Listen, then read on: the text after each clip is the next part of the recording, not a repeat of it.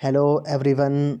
आप सभी को मेरी तरफ से नव वर्ष की हार्दिक शुभकामनाएं आपको व आपके परिवार को। तो फ्रेंड्स, आज की इस वीडियो में हम डिस्कस करेंगे हिस्ट्री के कुछ इंपॉर्टेंट क्वेश्चंस जो मेनली प्रीवियस HPSSC हमीरपुर के एग्ज़ाम में ये क्वेश्चंस पूछे गए थे।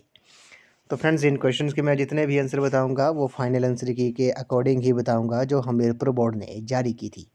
तो फ्रेंड्स, आपने क्या करना है, इन क्वेश्चंस के शॉर्ट फॉर्म में नोट्स ज़रूर बना लेने हैं क्योंकि रिवीजन के टाइम ये क्वेश्चंस आपको काफ़ी हेल्पफुल साबित होंगे। तो फ्रेंड्स, अगर आप HP टेट की तैयारी भी कर रहे हो तो इसके लिए भी मैंने एक अलग से प्ले लिस्ट बनाई है जिसका लिंक जो है वो मैंने डिस्क्रिप्शन बॉक्स में दे दिया है। आप वहाँ पर जाकर वीडियोस देख सकते हो। वहाँ पर आपको HP टेट के रिगार्डिंग 100+ वीडियोस आपको देखने को मिलेंगी। तो फ्रेंड्स, वीडियो को शुरू करते हैं। क्वेश्चन नंबर 144 में बोला गया कि सिंधु घाटी स्थल कौन सा है which is a Indus valley site. तो सिंधु घाटी स्थल कौन सा है ये आपको ऑप्शन में दिया है, आपने बताना है। तो क्वेश्चन नंबर 144 का जो राइट आंसर है वो आपको ऑप्शन नंबर डी है। ऑल ऑफ दीज जो हैं, ये तीनों जो हैं वो सिंधु घाटी सभ्यता के स्थल हैं। आलमगीरपुर हो गया, रोपड़ हो गया, वानावली जो हो गया, ये तीनों जो हैं वो सिंधु घाटी स्थल हैं। अब बात करते हैं सिंधु घाटी सभ्यता के बारे में। आपको पता होगा सिंधु घाटी सभ्यता का जो क्षेत्र था वो त्रिभुज आकार का था और इसका जो क्षेत्रफल था वो 12,99,600 वर्ग किलोमीटर था। और इस सभ्यता की विस्तार अवधि जो थी वो 2400 VC से लेकर 1750 VC के बीच थी। इस सभ्यता की जो महत्वपूर्ण विशेषता थी वो नगरी योजना थी। अब बात करते हैं सबसे पहले आलमगीरपुर के बारे में। तो आपको पता होगा आलमगीरपुर की जो खोज थी वो 1958 में, कब आपने नोट कर लेना है, ये 1958 में इसकी जो खोज थी वो यागदत्त शर्मा ने की थी। किसने की थी? यागदत्त शर्मा ने इसकी खोज की थी। ये उत्तर प्रदेश के मेरठ में हिंडन नदी के किनारे स्थित है। ये भी आपने याद रखना है। स्थित कहाँ पर है? ये उत्तर प्रदेश के मेरठ में हिंडन नदी के किनारे स्थित है। इसकी खोज यागदत्त शर्मा ने की। उसके बाद बात करते हैं रोपड़ के बारे में। तो रोपड़ के बारे में, रोपड़ आपको पता होगा रोपड़ सतलुज के किनारे पंजाब में स्थित है। कहाँ पर है? सतलुज नदी के किनारे स्थित है, पंजाब में है। इसकी जो खोज थी वो 1953-56 में। इसकी खोज कब? 1953-56 में यागदत्त शर्मा ने ही की थी। किसने की थी? यागदत्त शर्मा ने ही रोपड़ की खोज की थी। उसके बाद जो तीसरा ऑप्शन है वानावली जो है, इसकी जो खोज थी वो 1974 ईस्वी में। कब? 1974 में। वानावली की जो खोज थी 1974 में रविंद्र बिष्ट ने की थी। किसने की थी? रविंद्र बिष्ट ने की थी। ये रंगोई यानी कि सरस्वती नदी के किनारे हरियाणा के हिसार जिले में स्थित है। ये भी आपने नोट डाउन कर लेना है। जो बानावली की खोज थी वो 1974 में रविंद्र बिष्ट ने की थी। कब की थी? 1974 में रविंद्र बिष्ट ने की थी। ये रंगोई सरस्वती नदी के किनारे हरियाणा के हिसार जिले में स्थित है। तो तीनों ऑप्शन जो है वो सिंधु घाटी के स्थल हैं। तो ऑप्शन नंबर डी जो है इस क्वेश्चन का राइट आंसर हो जाएगा। क्वेश्चन नंबर 145 पे चलते हैं। इसमें बोला गया है कि हीनयान और महायान किस धर्म से संबंधित है? Hinayana and Mahayana belong to which religion. काफ़ी इंपॉर्टेंट क्वेश्चन है, कई बार ये क्वेश्चन पूछा गया है। तो इस क्वेश्चन का जो राइट आंसर है वो आपका ऑप्शन नंबर डी है। बुद्धिज़्म जो है बुद्ध धर्म से ये संबंधित है, हीनयान और महायान। तो ऑप्शन नंबर डी इस क्वेश्चन का राइट आंसर है। बात करते हैं बौद्ध धर्म के बारे में। तो आपको पता होगा बौद्ध धर्म जो महात्मा बुद्ध थे वो महात्मा बुद्ध का जो जन्म था वो 563 BC में। कब? 563 BC में लुम्बिनी में हुआ था, जो नेपाल में पड़ता है। और महात्मा बुद्ध को जो ज्ञान की प्राप्ति थी वो उरुवेला गया बिहार में हुई थी 35 वर्ष की आयु में। और उन्होंने अपना जो प्रथम उपदेश था वो कहाँ दिया था? वो सारनाथ उत्तर प्रदेश में दिया था। और इनकी जो मृत्यु थी वो 483 BC में कुशीनगर में हुई थी। ये भी आपने याद रखना है। पत्नी का नाम यशोधरा था, पुत्र जो थे वो राहुल और पिता जो था वो शुद्धोधन उनका नाम था। ये भी आपने याद रखना है। और बौद्ध धर्मों में त्रिपिटक जो है वो सबसे महत्वपूर्ण है। क्वेश्चन पूछ सकते हैं कि त्रिपिटक जो पुस्तकें हैं वो किस धर्म से संबंधित है? तो आपने याद रखना है वो बौद्ध धर्म से ही संबंधित है। त्रिपिटक में आपको पता होगा विनय पिटक, सूत पिटक और अधिधम्म पिटक आते हैं। सूत पिटक में जो है वो सूत पिटक में बौद्ध धर्म के सिद्धांतों का उल्लेख है। किसका है? सूत पिटक में बौद्ध धर्म के सिद्धांतों का उल्लेख है। और विनय पिटक में बौद्ध धर्म के नियमों की व्याख्या की गई है। विनय पिटक में बौद्ध धर्म के नियमों की व्याख्या की गई है। और अधिधम्म पिटक में बौद्ध धर्म पर प्रकाश डाला गया है। ये भी आपने याद रखना है। और जो बौद्ध धर्म के त्रिरत्न हैं वो कौन कौन से हैं? वो बुद्ध, धम्म और संघ है। ये आपने याद रखना है। बौद्ध धर्म के जो त्रिरत्न है बुद्ध, धम्म और संघ है। उसके बाद बात करते हैं बौद्ध महासंगतियों के बारे में। ये क्वेश्चन पूछ सकते हैं। प्रथम बौद्ध संगति जो थी वो 483 कब हुई थी? 483 ईस्वी पूर्व हुई थी। कहाँ पे हुई थी? ये हुई थी सप्तपर्णी गुफा में। शासक कौन था? अजातशत्रु। और संगति के जो अध्यक्ष थे वो महाकश्यप थे। द्वितीय बौद्ध संगति जो थी वो 383 ईस्वी पूर्व में हुई थी, चुलबग स्थल में हुई थी, वैशाली बिहार में। और कालाशोक जो था वो इसका शासक था, और साबकमीर जो थे वो संगति के अध्यक्ष थे। तीसरी जो बौद्ध संगति हुई थी, तीसरी बौद्ध संगति जो थी वो कहाँ हुई थी? वो 251 ईस्वी पूर्व पाटलिपुत्र में हुई थी, मगध की राजधानी थी। अशोक जो था मौर्य वंश वो शासक था, और मोगलीपुत्तिस जो था वो संगति के अध्यक्ष थे। और चतुर्थ बौद्ध संगति जो थी वो 72 ईस्वी पूर्व कुंडलवन कश्मीर में हुई थी। कनिष्क जो था वो शासक था, और संगति के जो अध्यक्ष थे वो वसुमित्र थे।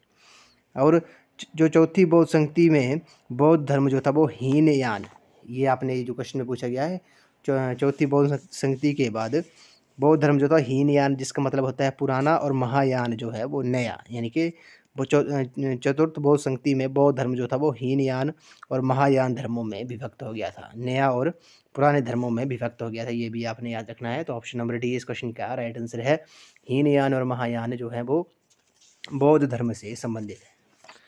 क्वेश्चन नंबर 146 पे चलते हैं। इसमें बोला गया कि लोधी राजवंश के संस्थापक कौन थे? The founder of Lodhi dynasty was. काफ़ी इंपॉर्टेंट क्वेश्चन है। लोधी राजवंश के जो संस्थापक थे, आपको पता होगा। इस क्वेश्चन का जो राइट आंसर है वो आपका ऑप्शन नंबर ए है, बहलोल लोधी जो है इस क्वेश्चन का राइट आंसर है। लोधी राजवंश के संस्थापक बहलोल लोधी था। तो आपको पता होगा जी कि बहलोल लोधी जो था उसकी बहलोल लोधी ने लोधी वंश की स्थापना की थी, और दिल्ली सल्तनत में शासन करने वाला ये प्रथम अफगान वंश था। ये भी आपने याद रख लेना है। क्वेश्चन में पूछ सकते हैं कि दिल्ली सल्तनत में शासन करने वाला प्रथम अफगान वंश कौन था? वो लोधी वंश था। ये भी आपने याद रखना है। बहलोल लोधी के बाद सिकंदर लोधी जो था वो लोधी वंश का सर्वश्रेष्ठ शासक था। ये भी आपने याद रखना है। सिकंदर लोधी जो था वो लोधी वंश का सर्वश्रेष्ठ शासक था। और सिकंदर लोधी ने भूमि मापन हेतु गज ए सिकंदरी नामक पैमाने का प्रचलन किया था। ये आपने याद रखना है कि गज ए सिकंदरी नामक भूमि मापन हेतु पैमाना किसने प्रचलन किया था? ये सिकंदर लोधी ने ही किया था। उसने 1504 ईस्वी में आगरा शहर की स्थापना की, और 1506 में से अपनी राजधानी बनाया था। ये भी आपने याद रखना है। सिकंदर लोधी जो था वो गुलरुखी के उपनाम से फारसी से कविताएं लिखता था। क्वेश्चन में पूछ सकते हैं कि सिकंदर लोधी किस उपनाम से फारसी में कविताएं लिखता था? तो वो गुलरुखी के उपनाम से फारसी में कविताएं लिखता था। और लोधी वंश का जो अंतिम शासक था वो कौन था? वो इब्राहिम लोधी था। इब्राहिम लोधी 1526 ईस्वी में पानीपत के प्रथम युद्ध में बाबर के हाथों मारा गया, और दिल्ली सल्तनत का जो काल था, समय था, वो समाप्त हो गया। और बाबर को भारत पर आक्रमण करने के लिए निमंत्रण पंजाब के शासक दौलत खान लोधी और इब्राहिम लोधी के चाचा आलम खान ने दिया था। ये भी आपने याद रखना है। क्वेश्चन में पूछ लेते हैं कि बाबर को भारत पर आक्रमण करने के लिए किसने आमंत्रित किया था? तो दौलत खान लोधी जो था पंजाब का शासक, और इब्राहिम लोधी के चाचा जो थे वो आलम खान ने उन्हें आक्रमण करने के लिए निमंत्रण दिया था। तो ऑप्शन नंबर ए जो है इस क्वेश्चन का राइट आंसर है। क्वेश्चन नंबर 147 पे चलते हैं। अगले प्रश्न पे चलते हैं। अष्टप्रधान का जो संबंध है निम्नलिखित में से किसके प्रशासन से था? Ashtapradhan was related to the administration of which of the following. काफ़ी इंपॉर्टेंट क्वेश्चन है। अष्टप्रधान का जो संबंध है वो निम्नलिखित में से किसके प्रशासन से था? तो शिवाजी जो है इस क्वेश्चन का राइट आंसर है। अष्टप्रधान का जो संबंध है वो शिवाजी के प्रशासन से था। तो ऑप्शन नंबर सी इस क्वेश्चन का राइट आंसर है। आपको एक थोड़ी डिस्कस करते हैं शिवाजी के बारे में। तो शिवाजी का जो जन्म था वो 1627 ईस्वी में पूना के निकट शिवनेर के दुर्ग में हुआ था। उनके पिता का नाम शाहजी भोंसले था, और माता का नाम जीजाबाई था। और शिवाजी के व्यक्तित्व पर जो सबसे अधिक प्रभाव पड़ा था उनकी माता जीजाबाई और उनके संरक्षक कोंडदेव का पड़ा था। शिवाजी के आध्यात्मिक गुरु जो थे वो गुरु समर्थ रामदास थे। ये भी आपने नोट डाउन कर लेना है। उसके बाद बात करते हैं, जो शिवाजी की मृत्यु हुई थी वो 1680 ईस्वी में हुई थी। और शिवाजी के प्रशासन की मुख्य विशेषता क्या थी? वो अष्टप्रधान। ये क्वेश्चन में पूछा गया। अष्टप्रधान जो थी वो शिवाजी के प्रशासन की मुख्य विशेषता थी, यानी कि उसके 8 प्रमुख मंत्री थे। अष्टप्रधान का मतलब क्या हुआ? उसके 8 प्रमुख मंत्री थे। तो ऑप्शन नंबर सी इस क्वेश्चन का राइट आंसर हो जाएगा। उसके बाद पता होगा आपको शिवाजी की मृत्यु के बाद उसके 2 पुत्रों संभाजी और राजा राम के मध्य उत्तराधिकार का विवाद जो था वो खड़ा हो गया था। संभाजी 20 जुलाई 1680 को सिंहासन पर बैठा था। ये भी आपने याद करना है। तो शिवाजी ने अपनी आय का जो प्रमुख साधन था वो चौथ और सरदेश मुखी को बनाया था। चौथ जो था वो एक प्रकार का कर था, आपको पता होगा ये कर पड़ोसी राज्यों की सीमाओं और नगरों से अथवा अपने प्रभाव क्षेत्र के नागरिकों से वसूले जाते थे। चौथ जो था वो उस प्रदेश की वार्षिक आय का 1/4 भाग, कितना, जो चौथ जो था वो उस प्रदेश की वार्षिक आय का 1/4 भाग तथा सरदेश मुखी जो था वो उस प्रदेश की आय का 1/10वां भाग होता था। जो चौथ जो था वो आपसे क्वेश्चन पूछ सकते हैं, चौथ कर जो था, टैक्स जो था वो किससे संबंधित था, वो शिवाजी से, मराठा से संबंधित था। अगले प्रश्न पे चलते हैं। क्वेश्चन नंबर 148 में बोला गया कि निम्नलिखित में से किसने राजधानी का स्थानांतरण कलकत्ता से दिल्ली किया? Which of the following shifted the capital from Calcutta to Delhi? तो फ्रेंड्स इस क्वेश्चन की अकॉर्डिंग टू फाइनल आंसर की, इस क्वेश्चन की सभी को ग्रेस थी। इस क्वेश्चन की अकॉर्डिंग टू फाइनल आंसर की सभी को ग्रेस थी। तो लेकिन इस क्वेश्चन का जो आई थिंक आंसर या फिर ऑप्शन नंबर बी जो है लॉर्ड हार्डिंग हो सकता है, या फिर जॉर्ज किंग जॉर्ज बी जो है, किंग जॉर्ज पाँचवा जो था, ये इन दोनों ऑप्शन में, इन दोनों में आंसर हो सकता है। लेकिन फाइनल आंसर की में इस क्वेश्चन की ग्रेस थी, तो इस क्वेश्चन को हम स्किप ही करते हैं। लेकिन क्वेश्चन यहाँ से पूछ सकते हैं कि राजधानी का स्थानांतरण जो था वो कलकत्ता से दिल्ली कब हुआ था? ये 1911 में हुआ था, ये आपने याद रखना है। लेकिन नाम हमें पता नहीं है, ऑप्शन में फाइनल आंसर की में ग्रेस है। लेकिन आई थिंक इस क्वेश्चन का राइट आंसर या फिर लॉर्ड हार्डिंग हो सकता है, या फिर किंग जॉर्ज भी हो सकता है। अगर आपको इस क्वेश्चन का करेक्ट आंसर पता है तो आप कमेंट सेक्शन में ज़रूर बताएं। इस वीडियो का ये लास्ट क्वेश्चन है। अमृत बाजार पत्रिका कृति थी, तो अमृता बाजार पत्रिका वाज ए वर्क ऑफ। तो काफ़ी इंपॉर्टेंट क्वेश्चन है। क्वेश्चन नंबर 149 का जो राइट आंसर है वो आपका ऑप्शन नंबर सी है। ए और बी दोनों जो है अमृत बाजार पत्रिका कृति थी, ये शिशिर कुमार घोष और मोतीलाल घोष की थी। तो ऑप्शन नंबर डी ए सी जो है इस क्वेश्चन का राइट आंसर हो जाएगा। अमृत बाजार पत्रिका कृति जो थी वो शिशिर कुमार घोष और मोतीलाल घोष की थी। तो ऑप्शन नंबर सी इस क्वेश्चन का राइट आंसर है। तो फ्रेंड्स आज की इस वीडियो में बस इतना ही। आज हमने हिस्ट्री के कुछ इंपॉर्टेंट क्वेश्चन डिस्कस किए जो प्रीवियस HPSSC हमीरपुर के एग्ज़ाम में ये क्वेश्चंस पूछे गए थे। तो फ्रेंड्स इन क्वेश्चंस के मैंने आपको जितने भी आंसर बताए वो फाइनल आंसर की के अकॉर्डिंग ही बताएं। तो फ्रेंड्स आपने क्या करना है, इन क्वेश्चंस के शॉर्ट फॉर्म में नोट्स ज़रूर बना लेने हैं, क्योंकि रिवीजन के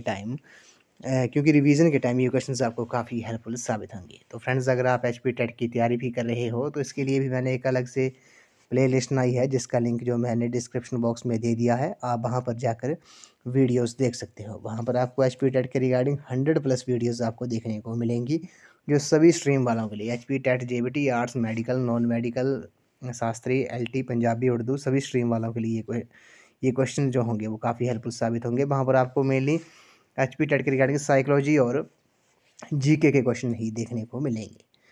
तो फ्रेंड्स आज की इस वीडियो में बस इतना ही। आई होप आपको वीडियो पसंद आई होगी। तो वीडियो को लाइक, शेयर एंड कमेंट जरूर कर दें, और एक बार फिर आपको नव वर्ष की मेरी ओर से हार्दिक शुभकामनाएं।